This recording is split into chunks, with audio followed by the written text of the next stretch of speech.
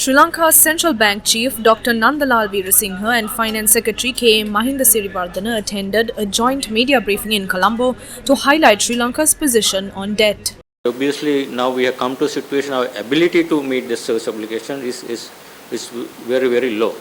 So this is the reason that we have decided. In fact, the background is that we from the Central Bank strongly recommended to the Minister of Finance, given the levels of resource and also given the shortages of essential items for general public, we should not use whatever available foreign currency exchange resource to meet this debt service obligation. Instead, divert and use the scarce foreign currency resource that we are having now to support and finance very, very essential items, imported items like petroleum, gas, pharmaceuticals, medicines, all food items. This is the priority. Best kind of action that we have to take is to expedite the debt restructuring process and also prevent any kind of hard default.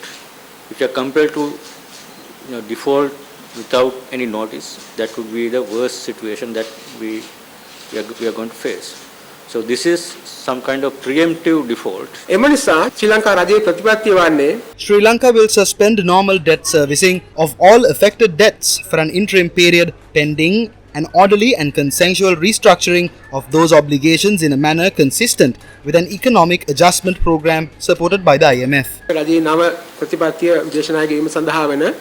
Accordingly, the policy shall apply to the following categories of external public debt of Sri Lanka and its public sector borrowers: all outstanding series of bonds issued in the international capital markets, all bilateral government-to-government credits including swap lines between the Central Bank of Sri Lanka and a foreign central bank, all foreign currency denominated loan agreements or credit facilities with commercial banks or institutional lenders, including such institutions owned or controlled by foreign governments for which the Republic or public sector entity is the obligor or guarantor, and all amounts payable by the Republic or a public sector entity following a call during the interim period upon a guarantee or equivalent financial undertaking issued in respect of the debt of a third party.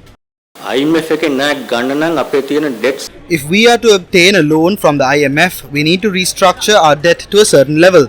It is only after that we can seek further assistance from the IMF, World Bank and others. That would allow us to borrow more. Therefore, in order for the IMF to facilitate borrowings, we need to structure our debt. We are too late in this process. If we did not announce this today, we will have to default on the 200 million for next week. That would be a hard default, and that is an even worse situation. That is a worse situation.